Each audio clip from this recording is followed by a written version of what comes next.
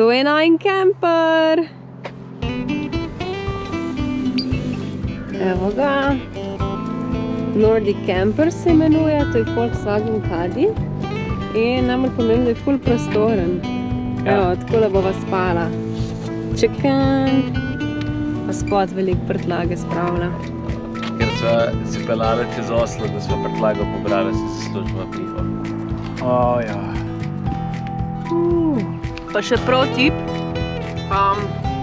Pera ne kupujte v Oslu, kar je tak 0,4, ja, 10 evrov, ampak kraj v duty free ali pa od doma prenesti. V duty free ostane tukaj v Sloveniji. Sicer sva pa še vedno v Oslu, pri skakalnici Holmenkollen. Tako da gremo pogledat smučarski muzej in pa razgled na tole čudovito mesto. Ja, ni kuplanic. Ful bolj v amfiteater je. A bi se spustil tamle gor? Na zipline mogoče. Zipline, ja. Holmenkollen je hribovita soseska v Oslu, znana predvsem po smučanju in skakalnici, ki prireja skoke od leta 1892.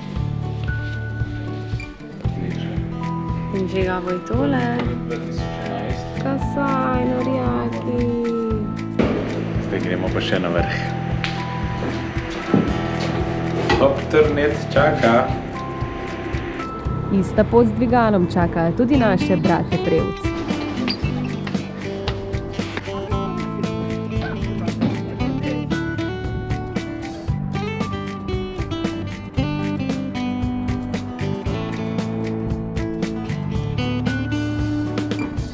Oslo, adijo.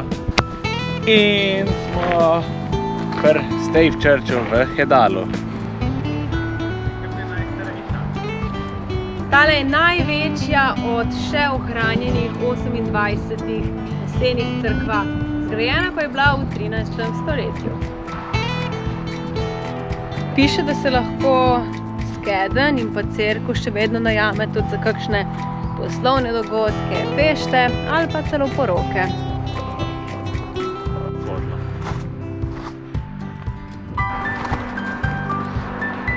Jaz bi rekel, da je to podobno našim skodlam. Gremo naprej. Tikle, bolj mraz.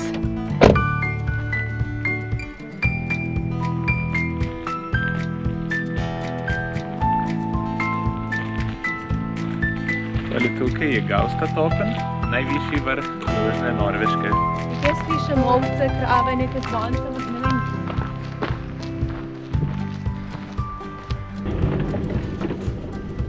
In šivamo dalje. Bili smo pri Gausta topnu, zdaj gremo pa v Rjukan. Takle makadamčiče na cest.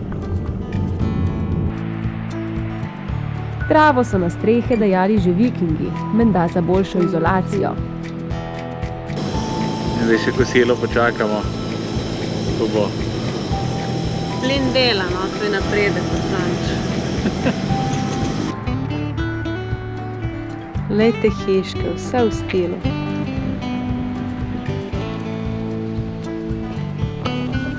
Zdaj smo namreč v centru Rjukana, tega industrijskega mesta, kjer se je pravzaprav vse skupaj začelo, ne, industrija.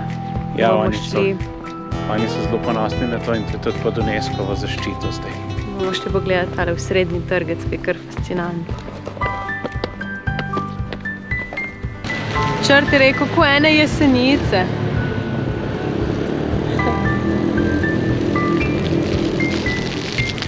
Sem jesenice nimajo letečega bika.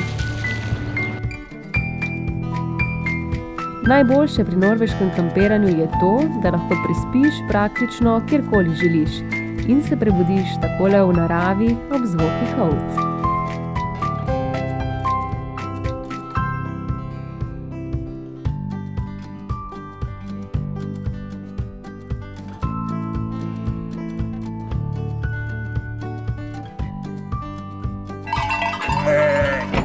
Meni se zdi, da grejo proti nama.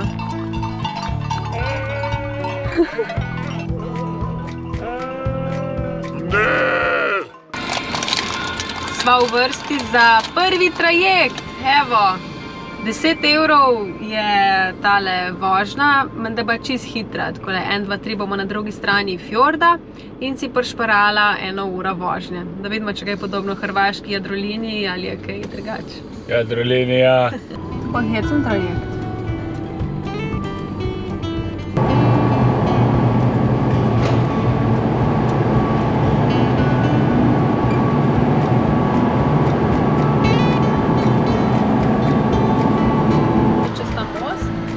Njihovi tuneli so nekaj posebnega.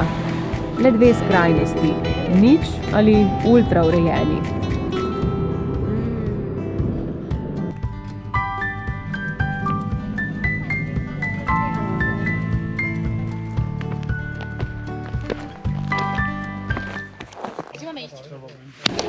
In zdaj greva naprej k Stolen. Hajk.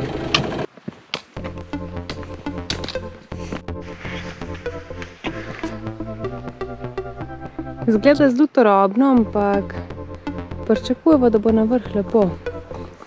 So pa te potke zelo lepo opedenane. Prebrala sva, da so jih leta 2013 pomagali to pot, ker je bila to popularna vštimati nepalske šerpe. Tako da evo, gremo zdaj takole, kakor se zagre. Itak, da spet čakam črta, da bo krog prišel.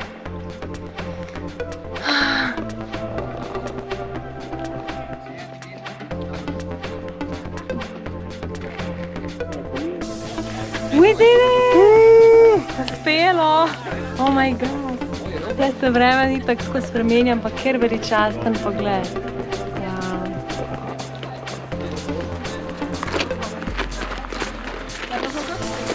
Imaš tukaj občutek, da hodiš pač nekam po gorah, hkrati si po resnici nad morjem in potem te preseneti takega lep. Tu si ti, čak da vidim, malo še mi delo. Smo na 604 metrih nadmorske višine, Break je Stolen pa pomeni duhovnikov stol.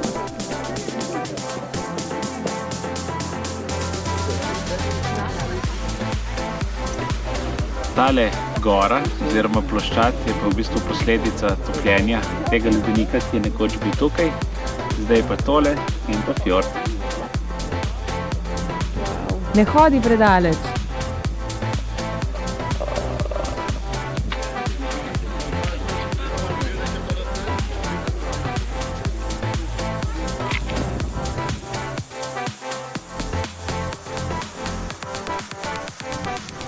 Ja.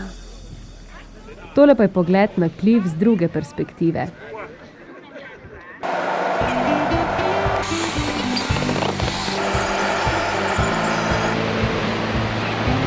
In tako se peleš in kar random slapek najdeš sred poti. Tako lep.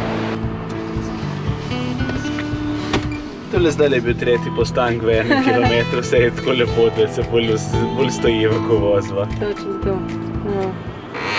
Tele za mano pa je že Svandal skosen, 40-metrski slap.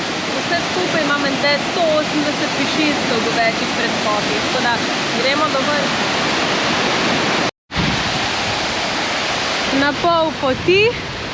Wow.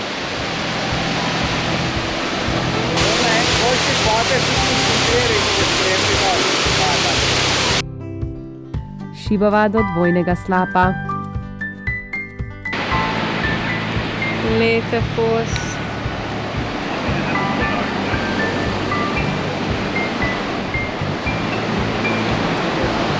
Evo ga.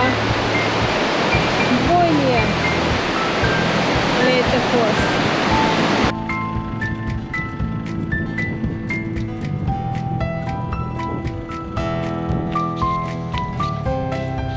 Kakšna lepa jabolka imajo. Ne bi bili ta pravi, če ne bi nekaj vzeli s seboj. Upsi. Jabolka. To je lep rdeč.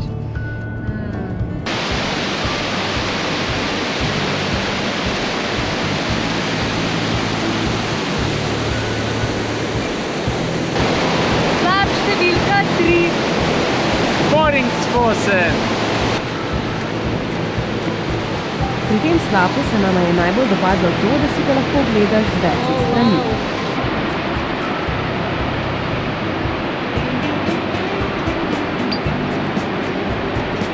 Se še spomniš tunelov? No, o tem sva govorila. V tunelu smo in v tunelu je rondo.